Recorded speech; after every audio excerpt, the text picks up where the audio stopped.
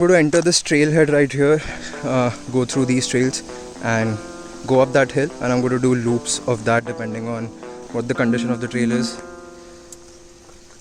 So this Tuesday I started at 5 p.m. and I started jogging, I started warming up, and when I reached the trailhead, So I was planning to go up this trailhead here and head into the mountains, but there's a cop around here somewhere. There's a public notice there that we are not supposed to enter this area anymore. So I guess I'm just gonna have to. then it started raining, so I had to put my phone back in the pack, and I turned around, went out to the roads, and I finished the rest of my run there. 1 kilometer into my run, I was hoping to shoot for a bit here, but it started to rain heavily now. So I had initially planned on shooting this whole thing there while I was out training, so that I could put the points that I wanted to talk about across a little better.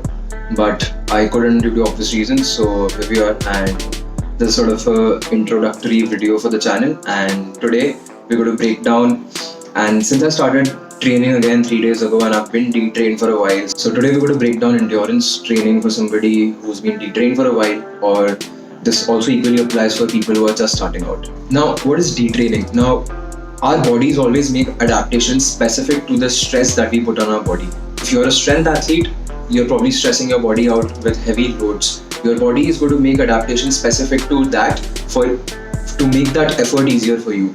How does it adapt to that stress? It gets stronger. It puts on more muscle mass. If the kind of stress that you're putting on your body is related to endurance, if you're making your body do prolonged periods of exercise at a lower intensity, then the kind of adaptation that you need to make is to improve your endurance or improve your cardiovascular output. All of these different adaptations, if you're a power athlete, you're going to make power adaptations. If you're a strength athlete, you're making strength adaptations. If you're an endurance athlete, you're making endurance adaptations. All of these adaptations sort of have a time limit. This time limit is basically the residual effect of training. If you're training for a certain kind of adaptation, and if you stop training, there is always a certain time limit after these adaptations sort of start to disappear. This is also sort of what people talk about, when you've been gymming, when you've been putting on muscle mass and you stop training. After a certain while, this muscle mass is going to start disappearing. Similarly, different adaptations have different time limits.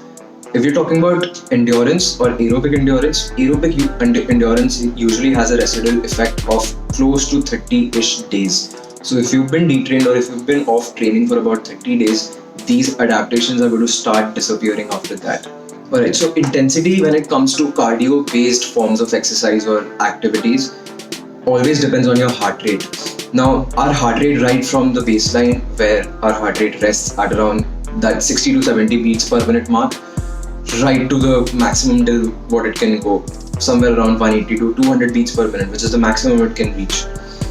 This whole range of heart rate can be broken down into 3 to 4 different zones. Depending on which zone your heart rate is in, different engines in your body is going to be activated. So aerobic endurance is that low to moderate effort when your heart rate is at about 60 to 70% of your maximum heart rate. Here's a couple of things that happens when you train in this aerobic zone. When you're training in the aerobic zone, the effort is low to moderate, not that high. Whenever the effort is low to moderate and your heart rate is within that 60 to 70% range of your maximum heart rate and does not go beyond that, your body accumulates less metabolic waste. You recover faster, you do not accumulate that much lactic acid in your muscles, so the fatigue is low. If you recover faster, you can actually do it more number of times. If it takes you more time to recover, you cannot do it that many times. Also, if you're just starting out, your number one priority should be doing whatever activity you're doing as many times as possible.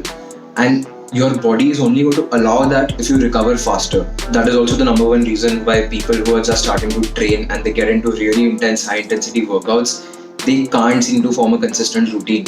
It's not the mind, it's going to get very hard for you to be consistent if you're tiring yourself out too much. If you're fatiguing too much and you're not recovering properly, you probably won't be able to do it the next day and the day after that and the day after that. As opposed to if you start slow, you build up a huge base of aerobic endurance at this intensity, this low to moderate intensity. You're going to actually fatigue quite less, you're going to recover faster, and you can do it more number of times. The more number of times that you do it, the faster or the better you're going to build your pace. So this is exactly why I'm programming my workouts at a slow to moderate pace again. all of my runs for the next 2 months are going to be, all of my runs or all of my rides for the next 2 months are going to be in this aerobic zone. I'm focusing on recovering faster. I'm focusing on doing this more number of times or training more number of times. I'm focusing on fatiguing less, and I'm focusing on building this huge base so that later on I can use this base, I can take out of this pool of aerobic endurance and I can do faster efforts, and I can push a little bit more, work or train or run at a more higher intensity, and eventually become more explosive and reactive. So today is Thursday, 6th of August. I started training back on Monday, which was 3rd of August. I've done 3 training runs till now. Monday was about 45 minutes at an aerobic pace. Tuesday was supposed to be an hour at an aerobic pace, but over hills and trails. But that didn't happen because I could not enter the trails. So I did an hour out on the road and at an aerobic effort. And then Wednesday again was about 40 minutes at an aerobic pace. So if you're somebody that's just starting out, focus on training at an aerobic pace. Focus on doing it as many times as your body allows, depending on your recovery and your how much fatigue you're accumulating. Plan out runs accordingly. There is no magic number. Nobody can tell you that you need to train thrice in a week, twice in a week, 5 times in a week. The goal is to train as many times as you can while making sure that you're recovering quick, you're not accumulating fatigue, and you can actually do it injury free and do it as many times as possible. If you have a GPS watch and you can track your heart rate and track your runs, this is what you use to make sure that you're staying within that aerobic range. Even if you do not have a watch or a fitness tracker like that, I'll tell you a quick trick to make sure that you're in that aerobic range. To make sure you're working or training or running or riding in that aerobic range, all you have to do is you have to train at a conversational pace. Now here's what a conversational pace means. Let's say you're training, you're running or riding, you should be able to hold a conversation with, if let's say somebody was doing it right along with you, you should be able to hold a conversation with them. Or at the very least, you should be able to hum a song to yourself. It makes sure that it's within that aerobic range, the effort is moderate to low for you, not too intense, and if you can maintain that, that's aerobic capacity, aerobic endurance for you right there.